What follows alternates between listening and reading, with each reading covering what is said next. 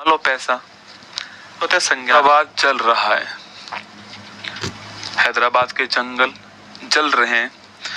जंगल जंगल ढूंढता हूं तुम्हें, जंगल जंगल ढूंढता हूं तुम्हें, तुम सुकून हो शहर में नहीं मिलते।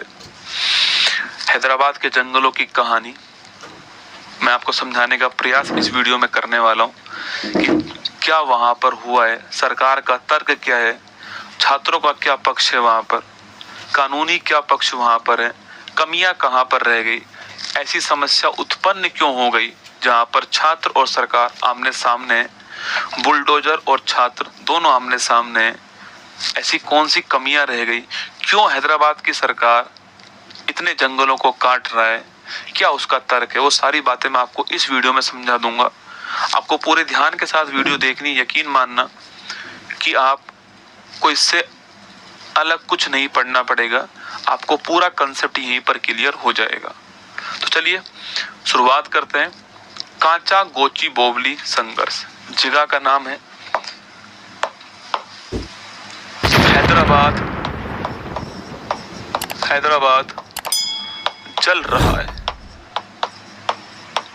मैं ये कह दूं हैदराबाद मर रहा है तो भी ठीक है। क्यों कह रहा हूं वो आपको समझ में आ जाएगा, ठीक है। हैदराबाद जल रहा है या हैदराबाद मर रहा है, दोनों ही ठीक है ना। संघर्ष जो है आपके वह किस स्थान के लिए आपके, तो वह स्थान आपके कांचा गाची बोवली है ना, एक फॉरेस्ट एरिया है। कांचा कांचा वाचा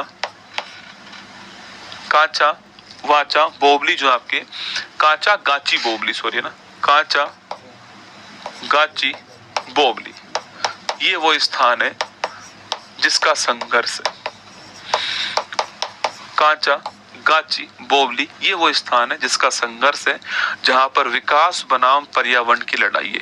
एक लाइन में कह रहा हूं आपसे कि ये संघर्ष क्या है, ये संघर्ष नहीं है, ये विकास वर्सेज पर्यावरण की लड़ाई है। विकास वर्सेज पर्यावरण जो है इसकी लड़ाई है। इस कारण हैदराबाद के जंगल जो हैं उनको काटा जा रहा है। अब ऐसा क्यों हो गया है इसको समझने का प्रयास करते हैं, ठीक है। तो विवाद क्या है, मुद्दा ये है कि जो विवाद है आपके वो विवाद क्या है, ठीक है। देखो हैदराबाद सेंट्रल यूनिवर्सिटी है जिसका नाम है HCU। पहले पढ़ते हम लोग विवाद क्या है, पहले हम लोग पढ़ते हैं विवाद क्या है। क्यों चर्चा में आ गया इतना, उसका एक पहला पूरा फ्लो चार्ट पढ़ लेते हैं, ठीक है। पूरा फ्लो चार्ट पढ़ते हैं कि विवाद हुआ क्यों है दोस्तों ना। देखिए मान लीजिए आप कि ये कौन सी यूनिवर्सिटी है, ये आपकी हैदराबाद सेंट्रल यूनिवर्सिटी है। कौन सी है, हैदराबाद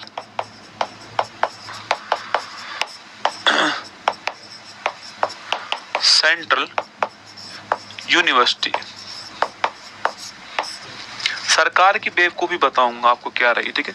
हैदराबाद सेंट्रल यूनिवर्सिटी आपके सामने यहाँ पर, ठीक है। इसके पास में 400 एकड़ का एक फॉरेस्ट एरिया है, ठीक है।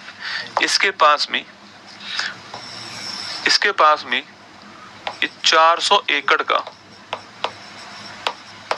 एक फॉरेस्ट एरिया है, ठीक है। इस IT पार्क के लिए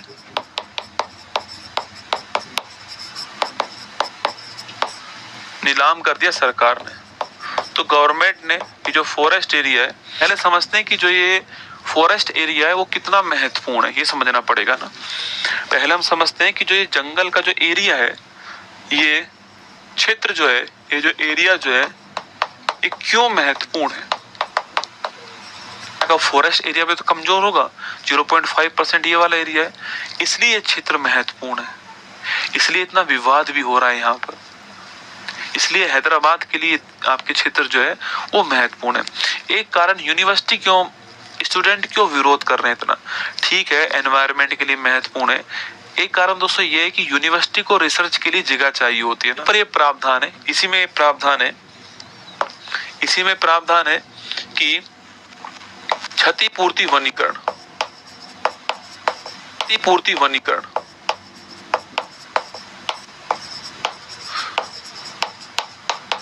ठीक है। मतलब कि कंपनसेशन के रूप में आपको फॉरेस्टेशन करना पड़ेगा, ठीक है। अब फॉरेस्टेशन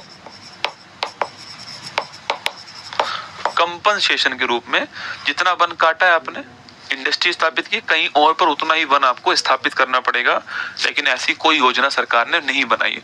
अब दबाव में ये बात कह रही है, वो बात अलग है। जब मुद्दा इतना बड़ा हो गया है तब गवर्नमेंट ये बात कह रही है, वो अलग है। पहले ऐसी कोई योजना गवर्नमेंट की नहीं थी, ना सामने आई होती तो गवर्नमेंट उसको पहले रखती सामने। ऐसी कोई योजना नहीं है, ठीक है। एक दोस्तों हमारे यहाँ पर क्या होता है, एक हमारे यहाँ पर जो है वो पर्यावरण प्रभाव मूल्यांकन होता है, एनवायरमेंट असेसमेंट होता है। पर्यावरणीय प्रभाव मूल्यांकन, जब भी कोई भी हमारे यहाँ पर इंडस्ट्री स्थापित होती है ना, तो उसमें एक मंजूरी लेनी पड़ती है हमको। जो इंडस्ट्री स्थापित करते हैं वो देखना, वो मंजूरी लेकर आते हैं, उसको बोलते हैं environment impact assessment, EIA, environment impact assessment. इसका मतलब है कि मैं कहीं पर वन को काट दूंगा, किसी एरिया में मैं वन को काटूंगा, तो फिर उसके स्थान पर मैंने किसी एरिया में वन को काट दिया है तो उससे पर्यावरण के ऊपर कितना नुकसान बनेगा। मैंने किसी एरिया में वन को काटा है तो उससे एनवायरनमेंट के ऊपर होने वाला नुकसान कितना होगा, इसका आकलन करना पड़ेगा हमको। ये कहाँ पे लिखा हुआ है, तो ये हमारा एनवायरमेंट प्रोटेक्शन जो एक्ट है 1936 एनवायरमेंट प्रोटेक्शन जो हमारा एक्ट है 86 का, यहां लिखा हुआ है, ठीक है। इसका मतलब है पर्यावरण को इस प्रोजेक्ट के द्वारा कितना नुकसान होगा, इस प्रोजेक्ट के द्वारा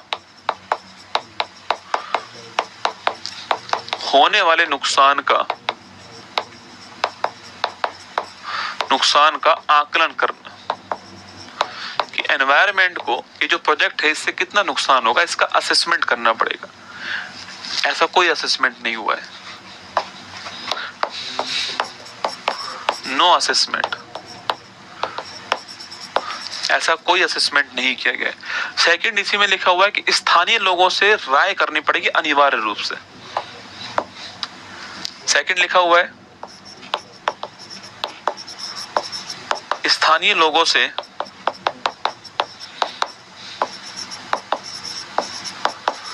अनिवार्य रूप से राय मशवरा करना पड़ेगा।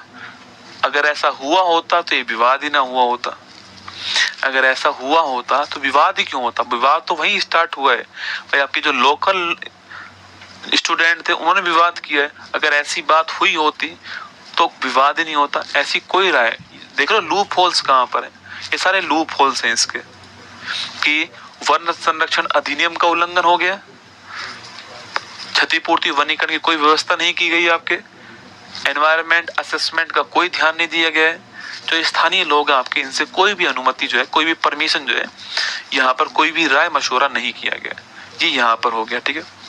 पर्यावरण की चिंता क्या है कि वही मैंने आपसे कहा कि भाई वन्य जीव कहाँ जाएंगे, मोर वहां पे रो रहे हैं, जीव जंतु वहां रो रहे हैं, उनका आवास उजड़ गया है। हमारा एक घर का एक छत कोई तोड़ दे हमें कितना दुख होता है, पड़ोसी हमारे घर की नाली तोड़ दे हमें कितना दुख होता है। आपने उनका समूह का घर उजाड़ दिया, उनका दर्द कौन सहेगा। छात्र रिसर्च कहां पर करेंगे, जो इकोलॉजिकल जो संकट आपके होने वाला है वो क्या करेगा, शहरी तापमान का कंट्रोल कौन करेगा, कौन रेगुलेट करेगा, ये सारी समस्या होगी। अब दोस्तों इसका कानूनी पहल क्या है, मामला सुप्रीम कोर्ट पहुंचा है, बस 5 मिनट और है, मामला सुप्रीम कोर्ट पहुंच गए, तो इसका कानूनी आपके पक्ष क्या है वो देख लेते हैं एक बार। देखो सुप्रीम कोर्ट ने स्वतः संज्ञान लिया और कटाई पर रोक लगा दी, कटाई पर रोक लगा दी। इतना ही नहीं, जस्टिस जो VR गवई जी हैं, जस्टिस VR गवई जी जो हैं, इन्होंने कठोरता से एक बात कही है कि जल्दबाजी क्यों कर रहे हो इतनी, कहाँ है तुम्हारी EIA की रिपोर्ट। जस्टिस VR गवई जी ने साफ साफ कहा है कि इतनी जल्दबाजी क्यों, हुआ क्या है दोस्तों, तेलंगाना गवर्नमेंट जब बनी थी ना, उस गवर्नमेंट ने बहुत सारे अपने घोषणाएं की थी। अब उन्हें करनी वो घोषणाएं पूरी। हुआ क्या है कि उनको पूरी करने के चक्कर में, जल्दबाजी में, तेजी से आगे बढ़ने के चक्कर में, जल्दबाजी में डिसीजन लिए जा रहे हैं, स्किप कर रहे हैं। जैसे एनवायरनमेंट की असेसमेंट की रिपोर्ट को स्किप कर दिया इन लोगों ने। स्थानीय लोगों से राय मशवरा नहीं की। अगर कर लेते, पहले उनको समझा देते कि हम इसके स्थान पे कहीं और वन लगा देंगे, कहीं और फॉरेस्टेशन कर देंगे, ये एरिया इंडस्ट्रियल एरिया है, जो उनका पक्ष है, अगर उसको समझाते पहले तो शायद इतनी बड़ी बात नहीं बनती यहाँ पर। लेकिन जल्दबाजी में डिसीजन क्यों लिए जा रहे हैं? Justice VR. गवई जी ने पहली बात पूछी। सेकंड, कहाँ है तुम्हारी EIA रिपोर्ट?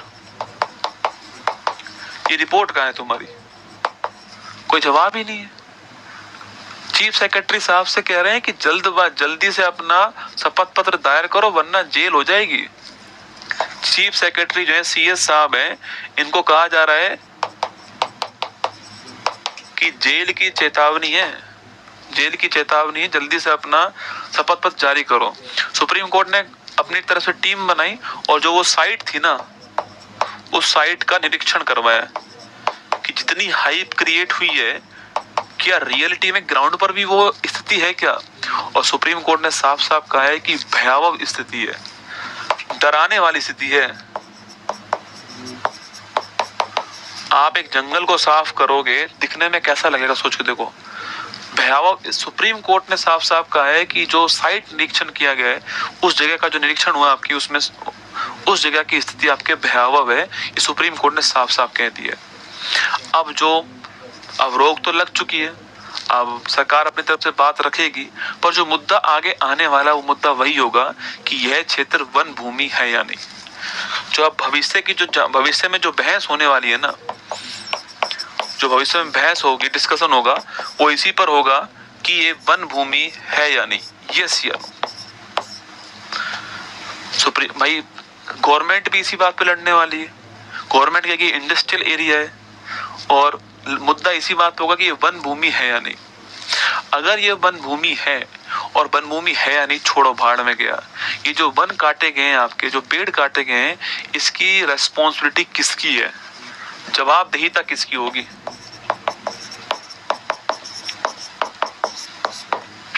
इसकी जो रेस्पॉन्सिबिलिटी आपकी वो किसकी है? जवाबदेहिता किसकी होगी? ये विकास के नाम पर प्रकृति का जो विनाश हो रहा है, मैंने देखो जहां से शुरू करा वहीं अंत कर रहा हूं। ये लड़ाई विकास वर्सेज प्रकृति के बीच की है, और जो हम विकास के नाम पर प्रकृति का विनाश कर रहे हैं बिना सोचे समझे। ऐसा नहीं विकास हमें करना नहीं चाहिए, करना चाहिए, पर हमें इसका भी ध्यान रखना है। गवर्नमेंट कर सकती थी ना कि इतने बड़े एरिया में कहीं पर पहले से वृक्षारोपण करवा देती, पहले से कहीं और फॉरेस्ट एरिया बना देती, पहले से कर सकती थी गवर्नमेंट, लेकिन नहीं किया। जल्दबाजी के अंदर जो है डिसीजन लिया और फॉरेस्ट काटना चालू कर दिया आपके। उसमें विवाद उपज गया। यहाँ पर जो है, मैं फिर कह रहा हूँ आपसे, पेड़ काट कर लोग अपने घर में मनी प्लांट लगा रहे हैं, और आप सभी मानव जाति को भीषण गर्मी की हार्दिक शुभकामनाएं, क्योंकि हम लोग तो पेड़ काट करके अपने घर में मनी प्लांट लगाने में लगे हुए हैं। मतलब हम झाड़ी को लगाकर ये कहते हैं कि हमारे घर में पैसा आएगा, मनी आएगी। तो ठीक बात है, कमा लो पैसा। हड्डी को जलाने वाली गर्मी में आप सभी का दिल खोलकर स्वागत है। भीषण गर्मी में आप सभी का स्वागत है। बताना कैसा लगा आपको ये